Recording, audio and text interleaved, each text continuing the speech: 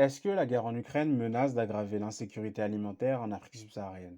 Eh bien, cette question émerge après l'annonce le 24 mars 2022 de l'initiative Food and Agriculture Resilience Mission, dont l'acronyme est FARM, F-A-R-M, qui est un projet de partenariat public-privé entre la France, les États membres de l'UE, du G7, de l'Union africaine et des entreprises multinationales françaises, européennes et américaines.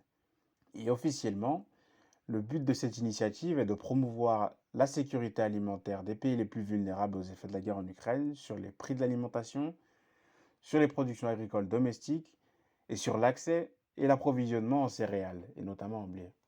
Et d'après les autorités françaises, l'une des régions les plus touchées par la guerre en Ukraine sera l'Afrique subsaharienne.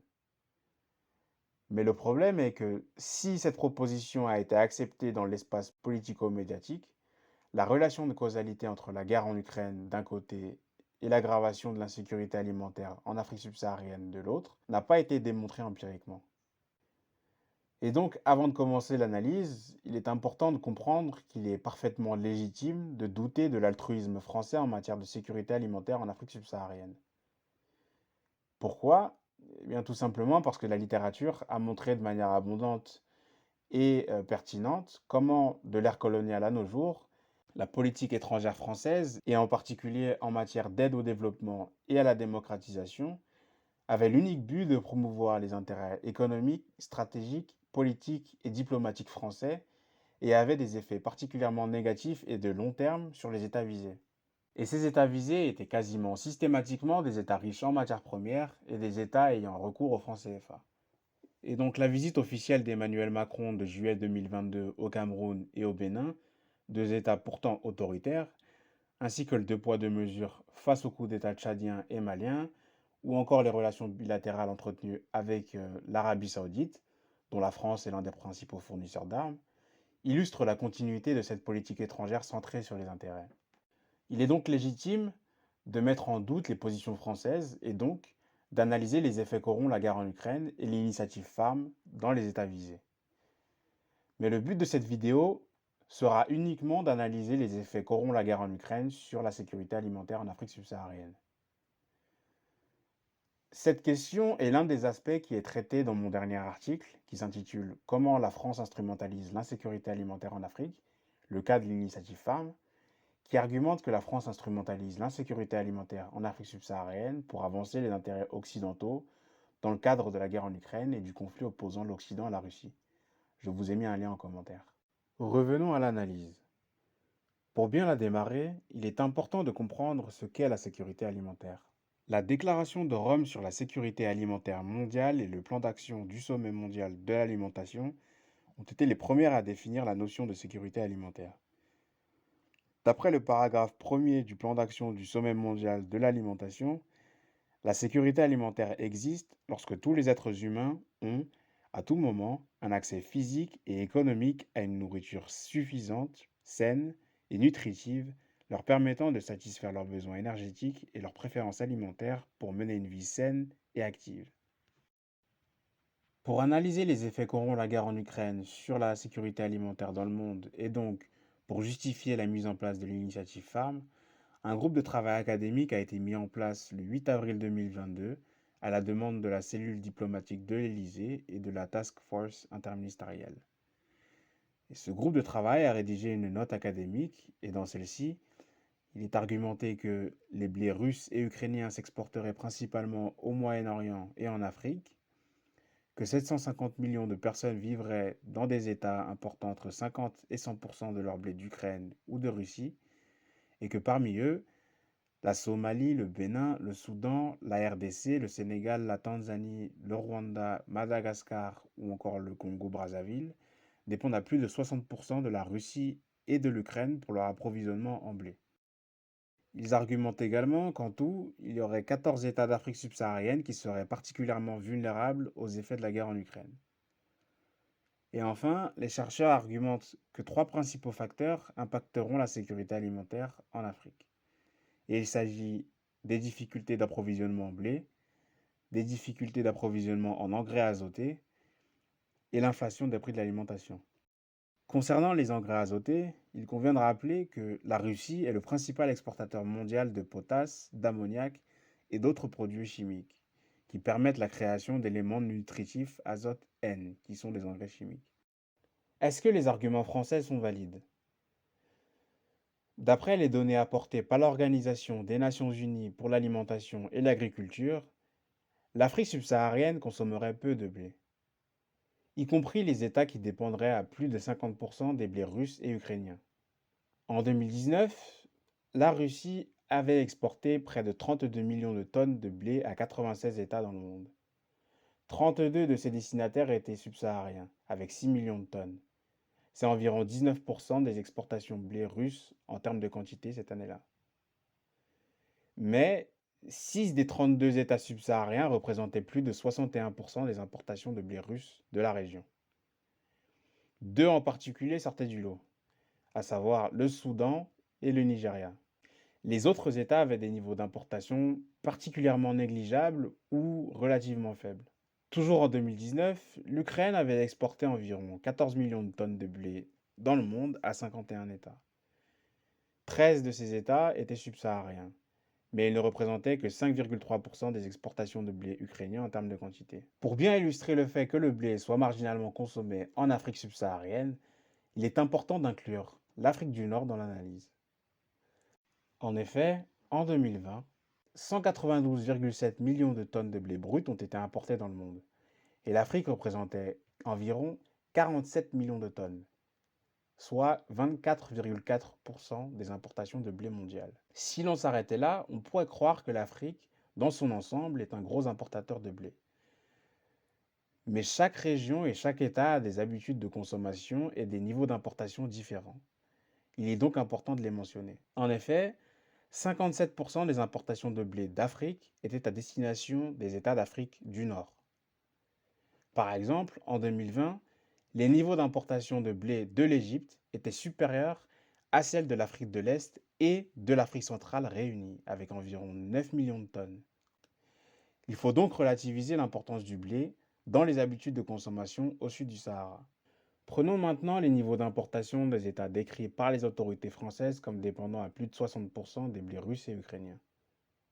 Dans ce graphe, nous voyons qu'en 2020, excepté pour le Soudan, la Tanzanie et le Sénégal, les États mentionnés par les autorités françaises ont tous des niveaux d'importation de blé extrêmement faibles. Et donc, toutes les données vues jusqu'ici permettent de mettre en doute l'affirmation selon laquelle ces États seraient particulièrement vulnérables en matière d'approvisionnement en blé. De là, il semble pertinent de faire une étude de cas des plus gros importateurs de blé parmi ceux dépendant des blés russes et ukrainiens pour déterminer si les facteurs identifiés par les autorités françaises sont bien corrélés à l'insécurité alimentaire en Afrique subsaharienne. Certaines données n'étant pas disponibles pour le Soudan, dans mon article, j'ai choisi les cas de la Tanzanie et du Sénégal. Mais pour limiter la longueur de cette vidéo, seul le Sénégal sera abordé. Si vous voulez en savoir plus, n'hésitez pas à lire mon article. Alors, existe-t-il une corrélation entre la disponibilité du blé et l'insécurité alimentaire au Sénégal? Malgré le fait que le Sénégal soit un des plus gros importateurs de blé des États mentionnés par la note académique, une étude de l'Initiative prospective agricole et rurale, un think tank sénégalais, avait montré en 2018 que le riz, le mil et le maïs étaient les principaux aliments consommés au Sénégal.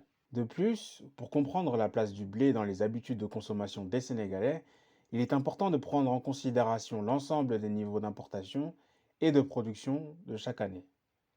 Par exemple, en 2020, le Sénégal a importé 4,5 millions de tonnes de biens alimentaires provenant de 30 pays.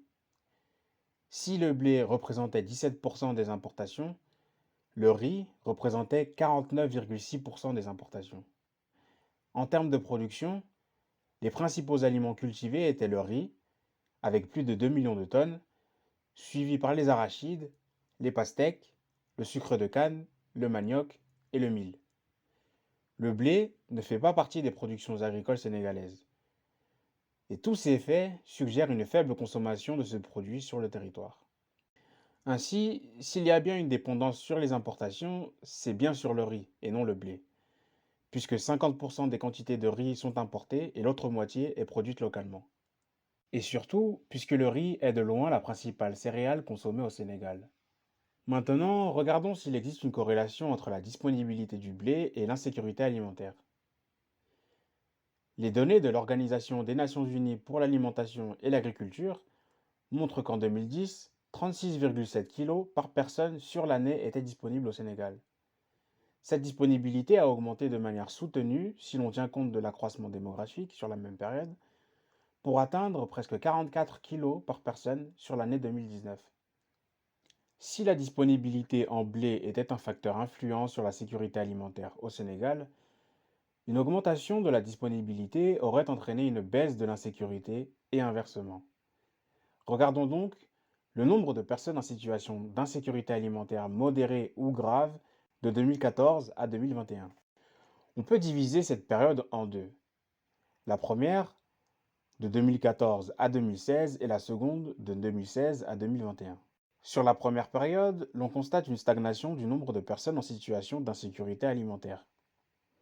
Cependant, sur la période allant de 2016 à 2021, l'on constate une augmentation soutenue de l'insécurité alimentaire modérée et une augmentation relative de l'insécurité alimentaire grave. Par conséquent, l'on peut conclure qu'il n'y a pas de corrélation entre la disponibilité du blé et l'insécurité alimentaire au Sénégal, au moins de 2010 à aujourd'hui. De plus, puisque le blé y est très peu consommé, il serait plus pertinent d'analyser les corrélations entre la disponibilité des aliments les plus consommés localement et l'insécurité alimentaire au Sénégal. L'argument des autorités françaises voulant que les difficultés d'approvisionnement en blé ukrainien et russe aggraveront l'insécurité alimentaire en Afrique n'est donc pas vérifiable dans le cas du Sénégal. Comme pour la disponibilité en blé, s'il existe une corrélation entre l'utilisation des engrais chimiques et la production agricole sénégalaise, alors une réduction du recours aux engrais chimiques devrait engendrer une baisse des productions agricoles. Et ces baisses aggraveront l'insécurité alimentaire. Or, l'on constate que sur les périodes 1977-83, 94-98 et 2005-2009, des baisses importantes du recours aux engrais azotés n'avaient causé aucune baisse de production au Sénégal sur les mêmes périodes. De plus, ce phénomène ne peut pas être expliqué par une hausse des terres cultivées, puisque sur la période 2005 à 2007, l'on observe une hausse significative des terres arables au Sénégal.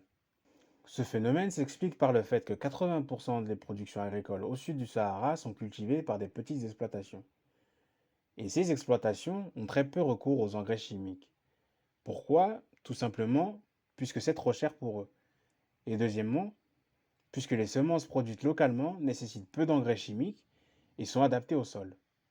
Il n'y a donc pas eu de corrélation entre l'utilisation d'engrais chimiques et la production agricole au Sénégal de 1961 à 2010. Cependant, l'on constate que le Sénégal a particulièrement accru l'utilisation d'engrais chimiques de 2010 à nos jours.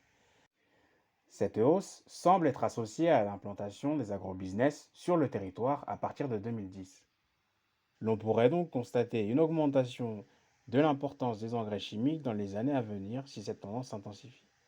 Mais pour l'instant, l'on manque de données pour pouvoir affirmer ou réfuter la proposition selon laquelle les difficultés d'approvisionnement en engrais chimiques dues à la guerre en Ukraine aggraveront l'insécurité alimentaire au Sénégal. Qu'en est-il de la relation entre l'insécurité alimentaire et l'inflation des prix de l'alimentation? En moyenne, de 2014 à 2021, l'inflation des prix de l'alimentation était de 1,7%. Dans le même temps, l'on constate une hausse de 2,5 millions d'habitants en situation d'insécurité alimentaire modérée ou grave, et de 800 000 personnes en situation d'insécurité alimentaire grave. Si l'on tient compte de l'indice d'inflation mensuel sur cette période, l'on constate que de décembre 2016 à décembre 2019, l'on est passé de 6,8% à 0,2%. Mais dans le même temps, les nombres de personnes en situation d'insécurité alimentaire grave et modérée grave ont augmenté sur la même période. Ces données suggèrent qu'au Sénégal, une hausse de long terme de l'inflation engendre une aggravation de l'insécurité alimentaire. Et inversement, une baisse de court terme de l'inflation semble avoir aucun effet sur celle-ci. L'inflation a été soutenue pendant de bien trop nombreuses années pour qu'une baisse de court terme de l'inflation ait des effets immédiats sur la sécurité alimentaire. En effet, de janvier 2014 à mars 2022, sur 99 mois donc, 48 était entre 2,2% et 10,6% d'inflation. L'inflation est donc fortement corrélée à l'insécurité alimentaire au Sénégal. Mais sa baisse présente des effets limités à court terme. Il faudrait donc une baisse soutenue et de long terme. Pour récapituler, nous avons vu que si le Sénégal importe la majorité de son blé de Russie, le blé ne fait pas partie des principaux aliments consommés localement. De plus, les données suggèrent que les difficultés d'approvisionnement en blé dues à la guerre en Ukraine n'auront pas d'effet sur la sécurité alimentaire. Donc, parmi les facteurs identifiés par les autorités françaises, seule l'inflation des prix de l'alimentation présente des risques majeurs d'aggravation de l'insécurité alimentaire au Sénégal. Mais il est important de préciser que la littérature a conclu que les sanctions économiques et les pratiques spéculatives des multinationales et des banques aggravaient l'inflation des prix de l'alimentation dans l'État visé par les sanctions et à l'international. Si l'on ajoute le caractère inédit des sanctions économiques occidentales contre la Russie et des répliques russes contre l'Occident, et si l'on prend également en considération le fait que la Russie soit la troisième puissance agricole mondiale, il est très probable que l'inflation ait été causée par les sanctions et par la spéculation et non par la guerre en Ukraine en elle-même. Autrement dit, les effets de la guerre en Ukraine sur la sécurité alimentaire en Afrique subsaharienne sont beaucoup plus limités que ce qui a été proposé par les autorités françaises, au moins dans le cas du Sénégal. Encore une fois, si ce sujet vous intéresse et que vous souhaitez comprendre comment la France instrumentalise l'insécurité alimentaire en Afrique dans le cadre du conflit Est-Ouest contre la Russie, n'hésitez pas à lire notre article. Affaires africaines dépend entièrement des abonnements pour financer ces recherches.